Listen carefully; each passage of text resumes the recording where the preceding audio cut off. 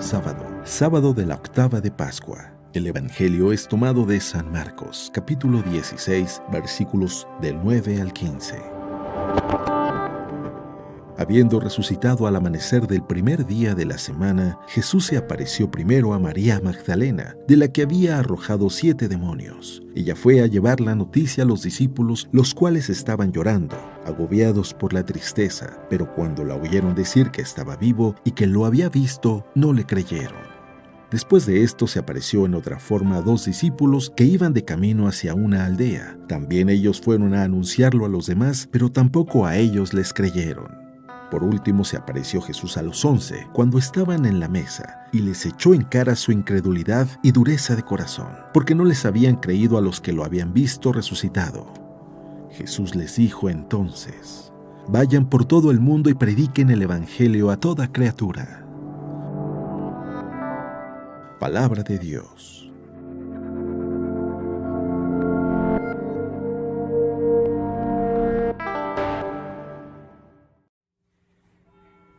Muy buenos días. Como siempre es un gusto poder despertar y poder escuchar la palabra de Dios.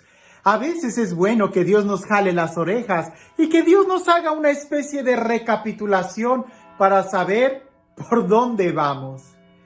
El día de hoy, el Evangelio es precisamente eso, una recapitulación, como dar un resumen de lo que había estado sucediendo, porque parece que somos muy fáciles de olvidar las cosas buenas. Por ahí dicen que cuando alguien te hace un favor y otro favor y otro favor, se te olvida. Pero cuando alguien, la misma persona, comete un error, eso es muy difícil que se nos olvide.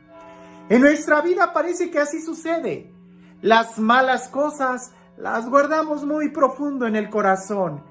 En cambio, las buenas cosas rápido se olvidan. Más bien deberíamos de hacer lo que aquel refrán dice: los problemas y las deudas, escribirlas en la arena, donde el viento y las olas del mar borran aquello. En cambio, las cosas buenas que no suceden, las deberíamos de esculpir en la piedra, donde es muy difícil que eso se olvide. Jesús da un reproche a los discípulos porque ellos no querían creer en las cosas buenas. Ellos se les olvidó los mensajes buenos e importantes que Jesús les había anunciado. Escuchemos lo que dice el Evangelio. Habiendo resucitado al amanecer del primer día de la semana, Jesús se le apareció primero a María Magdalena, de la que había arrojado 7 demonios. Ella fue a llevar la noticia a los discípulos, los cuales estaban llorando, agobiados por la tristeza.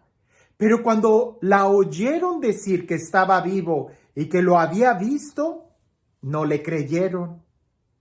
Después de esto, se apareció en otra forma a 2 discípulos que iban de camino hacia una aldea. También ellos fueron a anunciarlo a los demás, pero tampoco a ellos les creyeron. Por último, se apareció Jesús a los 11, cuando estaban a la mesa, y les echó en cara su incredulidad y dureza de corazón, porque no les habían creído a los que lo habían visto resucitado. Jesús les dijo entonces: vayan por todo el mundo y prediquen el Evangelio a toda criatura. En este texto, nosotros vemos como una recapitulación de lo que había sucedido. Y es que así pasa en nuestra vida. Necesitamos detenernos y hacer una lista de las cosas buenas que han sucedido y cómo éstas han llegado a nuestra vida. Primero Jesús se le aparece a María Magdalena. Va a ella y les dice a los discípulos, y los discípulos no creen. Les cuesta creer. ¿Quién sabe qué habrán pensado de María Magdalena? Pero luego a otros 2 discípulos que iban de camino se les aparece. Y estos también vienen y les dicen. Y ellos no creen. Es que aquí no se dice que tenían duda. Simplemente no creen. A veces, cuando nosotros tenemos una experiencia negativa, rápidamente nos traumamos y no vemos nada atrás. Se nos cierra todo el panorama. Cuando tenemos un accidente, esto es muy común. Cuando hay un accidente o algo, la gente entra en shock y no puede ver nada, no piensa. En algunos lugares hemos visto que hasta les dan una cachetada para que salgan de ese shock, para que puedan reaccionar. Les tiran agua fría para que despierten. Muchas veces cuando alguien llega a mi oficina y está envuelto en una nube de depresión y que es difícil salir, no escucha las razones que yo pueda darle, no escucha. He descubierto que a veces la mejor forma de sacar a alguien en el círculo vicioso de la depresión es precisamente que ellos recapitulen su vida, pero de esta manera, que se sienten y que hagan una lista de las cosas por las cuales deberían de estar agradecidos. Una lista de las cosas por las cuales ellos deberían de estar agradecidos. Yo sé, hay muchas razones para quejarnos. Eso ya lo sabemos. Hay muchas razones por las cuales nos debemos de quizás sentir tristes. Lo hay razones, sí lo hay. Baste que yo empiece a leer el periódico para que me empiece a entrar una especie de tristeza. Pero eso sucede cuando leo el periódico. Eso sucede cuando veo las noticias amarillistas. Hay razones, sí, para estar triste, sí. Cuando leo eso, no soy ignorante. Pero cuando leo la Sagrada Escritura, cuando leo los signos de los tiempos, cuando escucho un ave cantar, un niño sonreír, aquellos niños jugar, cuando simplemente estoy en el templo frente a Jesús sacramentado, cuando estoy haciendo oración, cuando respiro profundo, cuando veo mis ojos, cuando puedo mirar el cielo y sentir el aire del viento tocar mi rostro, descubro que hay muchísimas más razones para estar feliz que de las cosas que nos podemos quejar, que de las malas noticias que nos podemos nosotros lamentar. Sí, hay una mala noticia, hay retos, hay dificultades, pero estás vivo y eso significa que hay muchísimas más posibilidades y buenas noticias que eso. Si sabes que médicamente, biológicamente, cada célula de tu cuerpo está peleando para vivir, está peleando para mantenerse vivo. Si sabes que cada célula de tu cuerpo está buscando la vida, tú también deberías de buscar la vida. Y no ser como los discípulos incrédulos a los que Jesús les reprocha su falta de fe. Eso fue lo primero que les hizo, reprocharles. De muchas maneras recibieron un mensaje, de muchas maneras les trató de hablar, igual que al pueblo de Israel. De muchas maneras Dios habló al pueblo, con muchos profetas, con muchos signos. Pero el pueblo era duro de corazón, hasta el día en donde Dios dijo hasta aquí.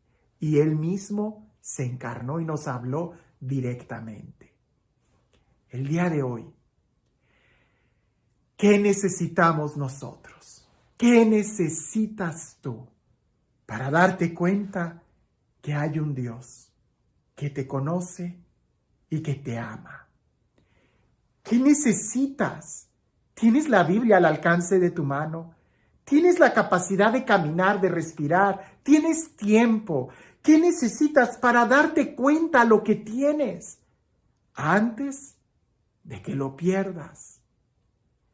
Cuando Jesús tuvo ese encuentro con los discípulos y les reprochó su falta de fe, después de ese encuentro, según este evangelio, Jesús los envía a predicar, a que ahora ellos sean portadores de buenas noticias, no de malas noticias. Mira que las malas noticias llegan solas, no necesitas hacer ningún esfuerzo para poder conocer cuál es la mala noticia que sucede.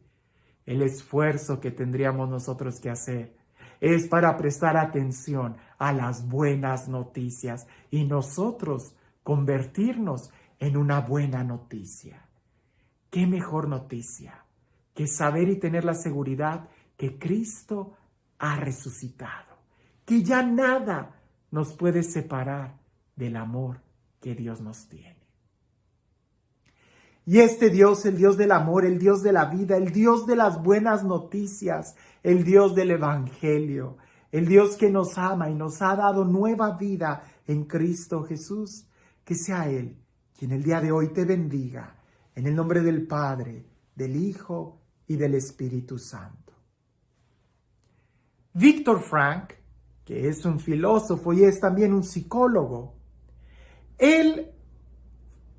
fue judío y él estuvo preso dentro de los campos de concentración de los nazis en la Segunda Guerra Mundial.